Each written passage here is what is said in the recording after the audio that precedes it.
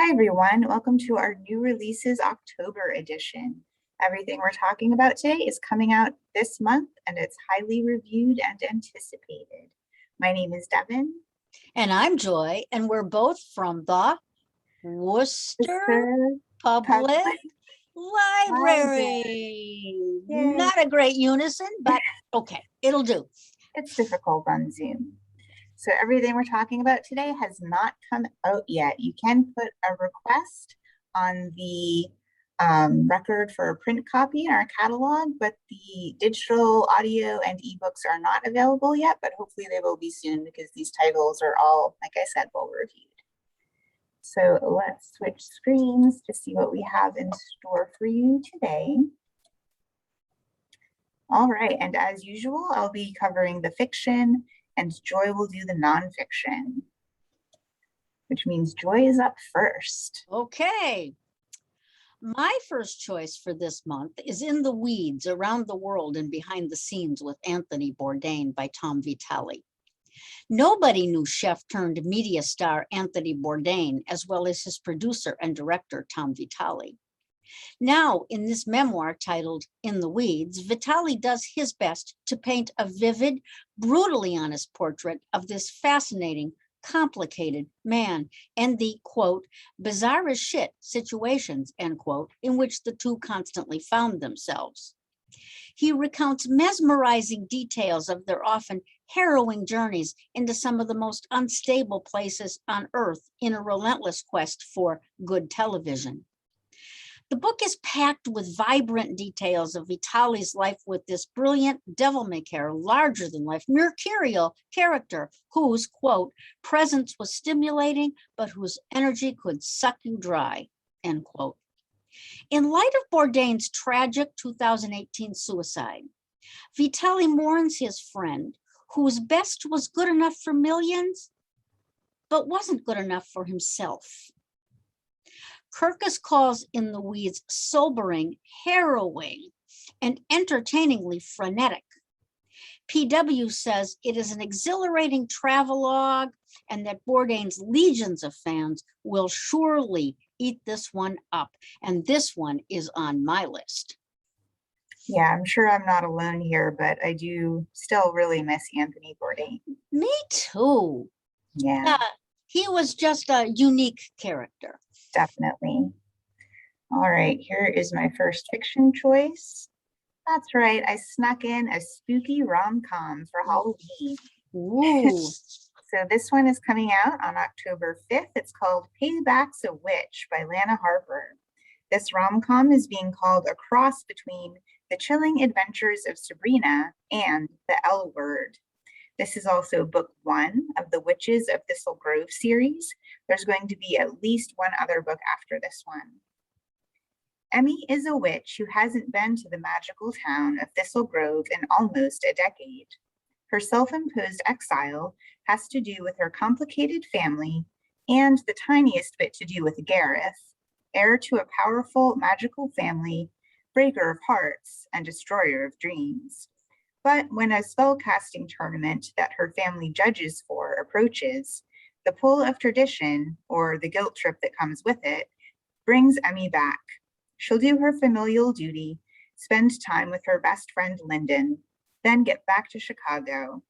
On her first night home, Emmy runs into Talia, an adept in the darker arts, who is fresh off a breakup with Gareth.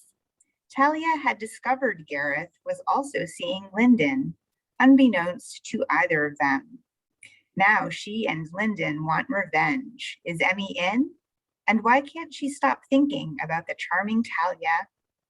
This book got starred reviews from Publishers Weekly and Book Page, and people describe it as both vibrantly current and timelessly mystical. Book Page said this book is hilariously funny, deeply moving, powerfully uplifting, and so glue you to the page engrossing that this reviewer literally did not put it down for the final 100 pages. The love story between Talia and Emmy develops beautifully, but the true romance is with the town and the community. The bonds of both family and friendship shine from start to finish, and Harper balances the different clans and captures how, together, They make Thistle Grove the magical place that it is. I think this book sounds really fun. And the fact that Gareth has been messing around with so many of the characters, I imagine there's going to be some hijinks involved. So I'm definitely going to be reading this one soon. All right, and here's one from Joy. The author has kind of a witchy expression on her face in the author photo. It's kind of interesting. Yeah, definitely. My next choice for this month is Hooked, How Crafting Saved My Life by Sutton Foster. When stage, screen, and cabaret star Sutton Foster encountered a group of bullying mean girls on her first national theater tour, how do you think she coped? Drugs? Alcohol? Self-harm?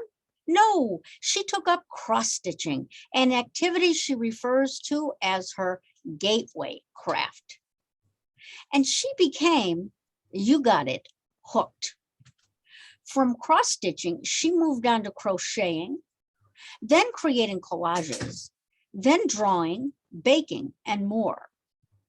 Anyone who has ever visited the crafting collection on the third floor of the Worcester Public Library knows that the range of possibilities for the avid crafter is endless.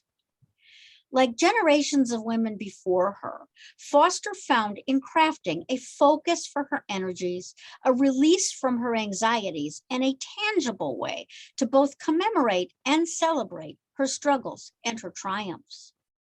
PW says that in prose both brutally honest and deeply empathetic, she shares the way in which crafting has helped her endure relentless panic attacks and a very public divorce, but has also given her the means to express her deepest joys, including the adoption of her daughter and her happy marriage to her second husband, screenwriter Ted Griffin. Oh, and Foster weaves crochet patterns, recipes, and more into her narratives as well. Kirkus calls Hooked a grounded, heartfelt, and family-focused memoir, and asserts that Foster's fans will delight in this inspiring story of her heights and pitfalls, while crafters will discover newfound purpose, embedded meaning, and shared serendipity in their universal pastime. I think this nonfiction book is very relatable. I think, a lot of people out there have used crafts to get through tough times. And you don't often find family-focused memoirs. That's kind of cool. Very true. All right, here's my next nonfiction. I'm sorry, fiction. I don't often get to feature a science fiction title, so I'm excited to bring this one to you today. This one releases on October 19th, and it's called Night Watch on the Hinterlands by Kay Eason. This book is being described as a space opera and a sci-fi mystery. The setting is the same universe as Eason's Thorn Chronicles series, so if you've read any of those before, this one will be an easy one to switch into. When Lieutenant Iari hears screams, she expects to interrupt a robbery or break up a fight. Instead, she finds a murder with an impossible suspect, a Riev, a battle mecha decommissioned after the last conflict, repurposed for manual labor. Riev don't kill people, and yet one has. Geir, officially, is an ambassador from the Vakari. Unofficially, he's a spy, sending information back to his government, unfiltered by diplomatic channels. Unlike Iari, Geir isn't so sure the Riev's behavior is a malfunction, since the Riev were created using unstable alchemy and arithmancy. As Geir and Iari search for the truth, they discover that the murderous Riev is just a weapon in the hands of a wielder with wider ambitions than homicide. Reviewers have described Eason's writing as smart, layered, and endlessly entertaining. If you're a sci-fi reader who enjoys a good mystery, then this book is for you, as the mystery is not easy to solve. Publishers Weekly said the book has strong relationships and action scenes that pack with a punch. I do enjoy a good action scene in a book, so I think this definitely sounds promising. Okay, here's one from Joy. Well, my final choice for this month is The Boys, a memoir of Hollywood and family by Ron and Clint Howard. Who remembers adorable little Opie?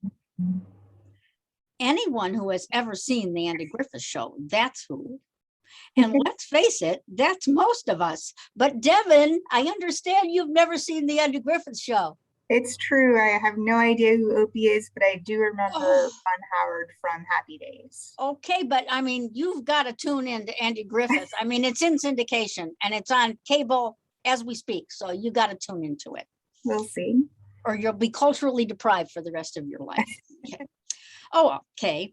And most of us, let's face it, have seen Ron Howard one way or another. And most of us probably know that little Opie's real name is Ron Howard. And in The Boys, he and his brother Clint recount just what it was like to grow up backstage and on the small screen. Born in the 1950s to self-described sophisticated hicks, Rance and Jean Howard, both boys were groomed for show business from toddlerhood on. Ron points out that their childhood was anything but normal. He appeared on television for the first time at age 4. And after all, they were surrounded by the likes of Andy Griffith, Don Knotts, and Jim Nabors. Unlike stereotypical stage parents, however, the older Howards kept the children firmly grounded in traditional Midwestern values and woven into a strong family system. And it appears to have worked. Ron went on from Andy Griffith to play Richie in the hit show Happy Days, and then became a very successful and highly respected director. Clint's trajectory was not as smooth. For the most part, his acting career petered out after he starred in Gentle Ben in early adolescence. All the more astonishing, then, that while there is a competitive edge between them, the bond between brothers remains unbreakable. PW calls The Boys candid, humorous, and entertaining, and says that this intimate account will be a hit with the brothers' fans, of whom there are many, not including Devon. Hey, that's not true. I see Ron Howard in a lot of interviews, and I imagine this book will just give you warm, fuzzy feelings when you read it. I'm assuming so also.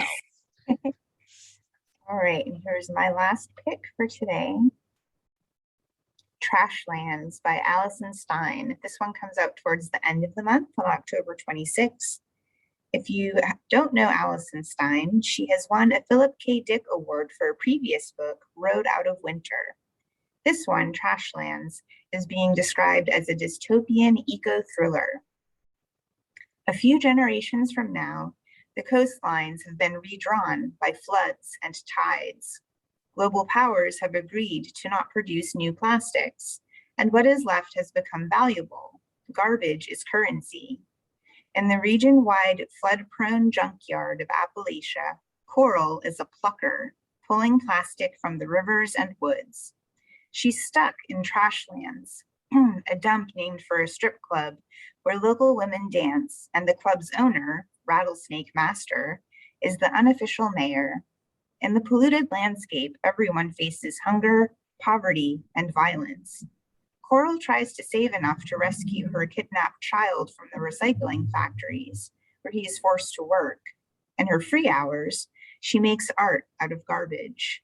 When a reporter from the coast arrives, Coral is given an opportunity to change her life.